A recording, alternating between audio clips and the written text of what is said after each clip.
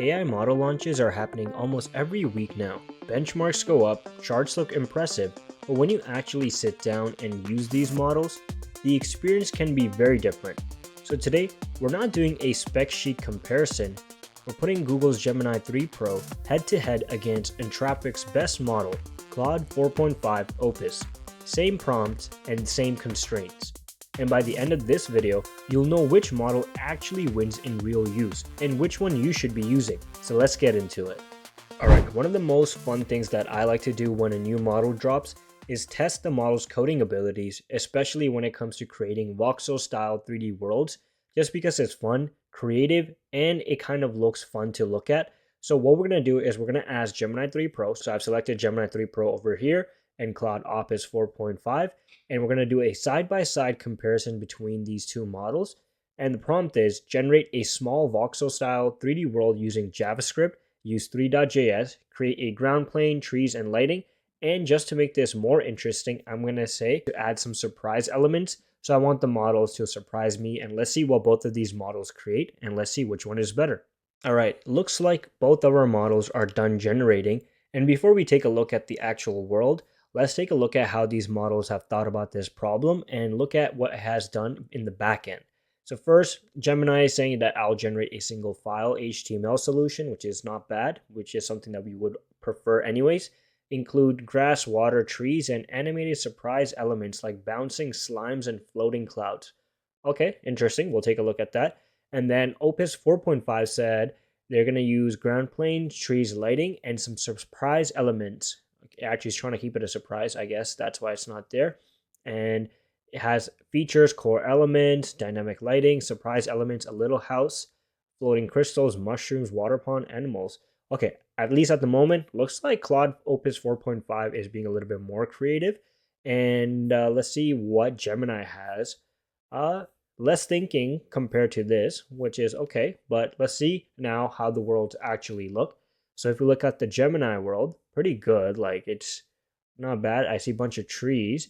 I have my floating clouds, which was my surprise element. Okay. But where is my slime? Oh, I see the slime over there.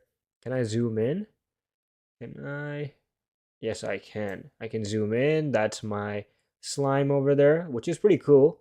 Not bad. So I would give this about a 6 out of 10. Then let's look at the Claude. Okay, this one looks way better in my opinion, visual wise. And then if we look at the surprise elements, they added animals, which are good. Like, let's look at this animal.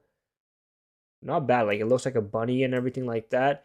Then we have our mushrooms at the bottom over here, which are cool. And then I don't know what this spear thingy is. I guess it's trying to be clouds that are floating. What is it? Rainbow mode. Makes the ground cycle through rainbow colors. Oh, I see. I can do that. Okay, this is way better.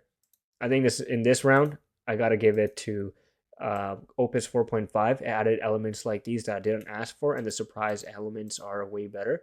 Let me turn it back into night mode, rainbow mode. Click on this. I can stop it. I can spawn animals, which is cool. Do it. Oh, I can. As you can see, there's more and more animals. So this is definitely winning this round. So Claude Opus 4.5 is pretty good when it comes to creativity and coding in this round. For round 2, we have asked both these models to create an SVG butterfly with animation, and this is something that requires a little bit more complex thinking because it's SVG. It's not supposed to just code something like that. It's supposed to use SVG code.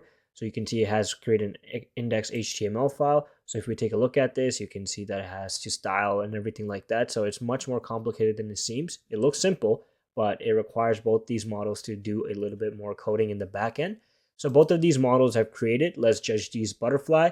So we have our Gemini butterfly here, which looks like it's following my mouse. Like, if I move it this way, it follows it over there. The animation is pretty good. Like, it looks pretty coherent. The butterfly looks like that. Oh, if I click on these, they actually change color. It's a cool feature. So not bad at all. I can move it around, which is cool. Now let's take a look at the Claude Opus 4.5 one. From the get-go, this one looks, visually speaking, not as much of a butterfly compared to the Gemini one. Like, if you look at the wings, the bigger one and the smaller one look like actual butterflies, versus this looks like it has 2 balloons on the side, which is kind of funny. Does it have any features where it tracks the mouse? No. but it had added this one where you can control the speed of the animation, which is good. But if I'm evaluating what the task was at the end, which was to create an SVG butterfly, Gemini definitely wins in this round, just because like the butterfly looks much more like a butterfly compared to this version over here. So round 2 goes to Gemini. For round number 3, the task is once again very simple. The prompt is create a Flappy Bird game. When I say simple, obviously if you were to sit down and program this, it would take a lot of time. But both of these models have created this Flappy Bird game, and we'll take a look at which one feels better, feels like an actual Flappy Bird game, which visual elements align with the Flappy Bird theme and everything like that.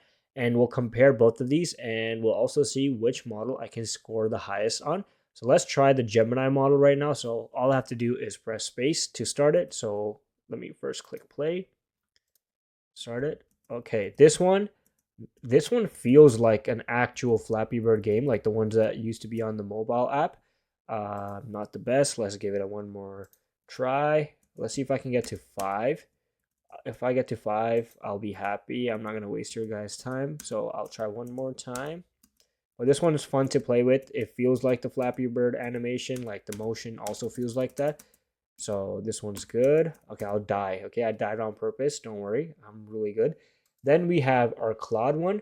Our Flappy Bird looks a little bit chunky. We have a chunky bird, but that's fine. Let's try this out. Okay, this one, animation, pretty good. Gameplay is similar, but like compared to the other one, this one's a little bit buggy. Like it's much more sensitive compared to the Gemini one. Like as you can see, I'm not dying because I'm bad. I'm dying because the game itself is a little bit sensitive, but we'll get a hang of it. Maybe we can get to 5. So this one is definitely harder. So, but I'm not gonna dock set points for being harder, you know. Animation wise, let's see. This one, like the bird beak is a little bit off, but the pipe and everything look pretty good. And then over here, the clouds are a little bit animated. For animation wise, I think Opus wins. But when it comes to gameplay, motion, and everything like that, I have to give it to Gemini. So round 3 is going to Gemini.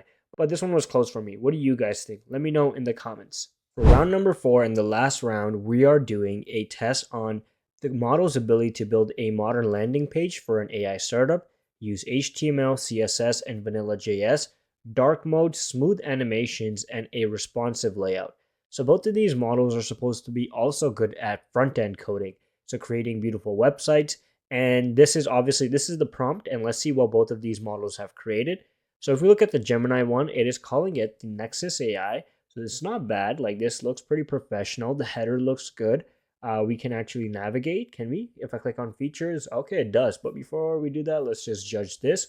It looks like a dashboard of some sort. The animation is like, I guess, working, but not a lot of information when it comes to what the animation is over here. Can we click on the demo? I guess it just takes it to the top, but let's go to features. If I were to slide down there, okay, looks pretty good, like lighting fast, enterprise security. I like this hover animation that it has added to all of these boxes. Then if I were to go down, connect your data, train model, deploy and monitor. Not bad, simple and transparent pricing. I liked how it animated as I scrolled down the pricing. $49 a month for Pro. Okay, interesting. Enterprise is custom.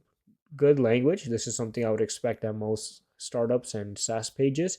What else? Nexus AI added all these features. So this is pretty good. I can enter my email and subscribe to I guess, a newsletter, which is good.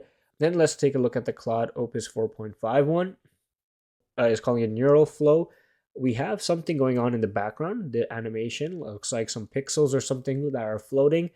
Now in public beta. Interesting. Watch demo. Nothing happens. Start free trial. We have this animation of this computer going up and down. Pretty good. I liked how this stuff is hovering in slowly as I go over them. Like if I were to go back down, you can see they pop up slowly. I guess it only happens the first time.